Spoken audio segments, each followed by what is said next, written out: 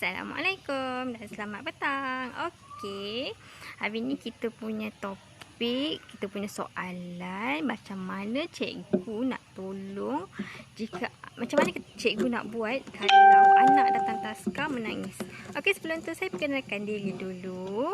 Hai, saya Cikgu Ayu, merangkap juga sebagai pengusaha di Taska Mama Ayu. Kepakaran saya adalah membantu ibu ayah yang nak buat aktiviti. Dah tu kawan. Kepakaran saya adalah untuk membantu ibu ayah yang nak buat aktiviti bersama anak di rumah tanpa mengeluarkan modal yang tinggi, tanpa mengeluarkan wang yang tinggi, bagi membantu perkembangan anak di rumah. Okey, terus to the topic, kita punya soalan. Saya sharekan apa pengalaman saya sebagai cikgu tadika. Masak air dong. Okey. So, apa nak buat kalau soalan ni famous kalau waktu saya dekat you, waktu saya interview sebelum saya buka taska pun saya juga interview sebagai SPP. Dia akan tanya, kalau budak menangis, budak datang taska menangis, budak datang tadika menangis, so apa nak buat? Jawapan saya yang saya jawab, saya kata peluk. Bila budak yang saya belajar, bila budak menangis kita kena peluk. Bila budak menangis kita kena peluk. Sebenarnya bila kita dah masuk alam pekerjaan, peluk maybe peluk tu waktu dia dah kenal kita kan, waktu dia dah rapat, waktu kita dah ada bonding. Waktu permulaan kalau kita nak peluk tu rasa macam janggal, sebab budak tu tak kenal pun siapa kau. Dia kata, kau siapa nak peluk aku? Lagilah dia meraung, dia meronta, dia suruh lepaskan. So untuk peluk tu sebenarnya tak berkesan pun waktu awal-awal budak tu datang taska, waktu awal-awal budak tu datang tadika.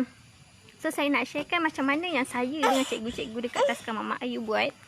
Okey, yang pertama, kita biarkan dulu budak tu menangis. Sebab kita pun, contoh kalau kita duduk kat tempat yang baru, of course kita pun akan rasa sedih. Kita akan menangis. Tapi tak nampaklah air mata tu. Macam tu juga budak. Bila dia datang taska, bila dia datang tadi, hai pada yang menonton, tu first time dia datang kat tempat yang baru. So kau tak boleh expect yang budak tu bila dia dah duduk kat tempat baru, kita suruh dia senyap. Tak boleh lah macam tu, senyap. Ataupun kita pujuk. So yang Taska Mama Ayu buat, yang saya dengan cikgu buat, kita biarkan dulu dia lepaskan emosi dia. Dia menangis. Tu normal lah, budak menangis tu normal lah. Kumbang. So budak menangis tu normal lah kalau dia datang taska ataupun tadika. Sebab tu cara untuk dia meluahkan perasaan dia. Tu kita panggil meltdown. Selalunya meltdown 30 minit. Paling lama 40 minit budak macam tu. Ataupun bila dia dah slow, dia dah macam cool sikit, kita tarik dia. Contoh main Lego, yang Taska Mama Ayu buat. Yang budak lelaki kita ajak main Lego. Jom ambil Lego jap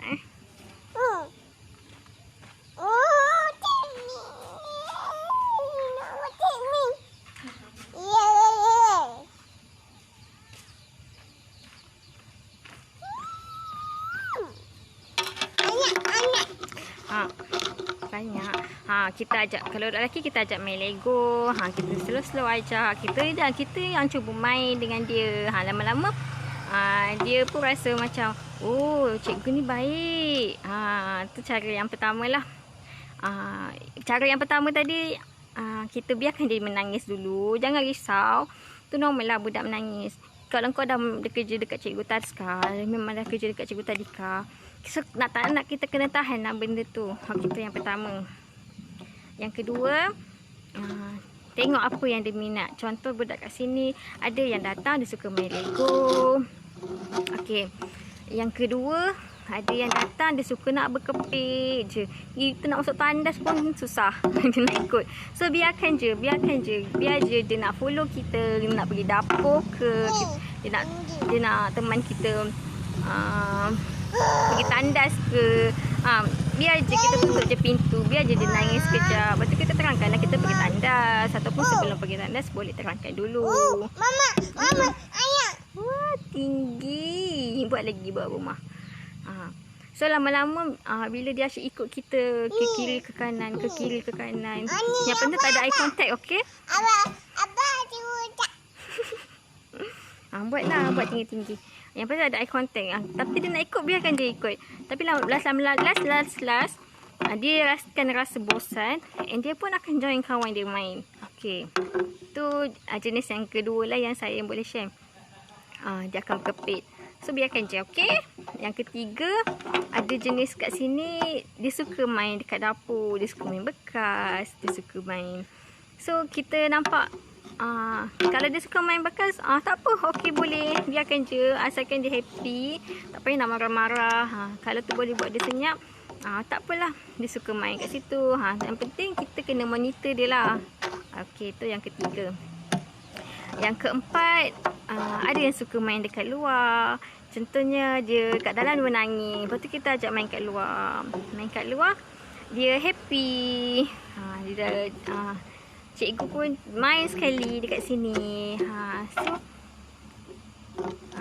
Lepas tu saya nak beritahu, kalau contoh esoknya dia datang dia menangis lagi, itu normal lah. Bila selalunya ada budak yang easy going 2-3 hari dia dah dalam 3 hari dia dah okey, dah datang dia dah ceria. Wah, siput. Okey, ada yang sampai seminggu, ada yang sampai 2 minggu. Siput. So parents boleh lebih kenal anak dia, mestilah lebih kenal anak sendiri kan, sama ada anak tu easy going ataupun tak, sama ada anak tu manja macam easy going, maksudnya peramah. Ada anak yang kedua yang macam asyik nak berkepit dengan mak. Kalau macam tu maybe ambil masa 2 minggu duduk. Okey, ada anak yang suka memerhati. Kalau memerhati maybe dalam masa seminggu. Gitu. Tapi kalau dia on off tak datang taska, tu ambil masa lah sedikit. Tu sahaja perkongsian saya. Itu sahaja saya punya, yang saya boleh sharekan pengalaman saya sebagai cikgu taska tentang ragam ni lah, ragam kanak-kanak, dan macam mana boleh bantu cikgu-cikgu untuk selesaikan masalah tu. So jangan benar-benar diserahkan budak. Okey, sekian saja. Sebelum tu jangan lupa follow, jangan lupa join my group, my private group Taska Mama Ayu, untuk tahu lebih banyak aktiviti kanak-kanak Taska Mama Ayu, dan saya juga ada sharekan tips-tips sedikit dalam grup. Okey, sekian, terima kasih. Assalamualaikum.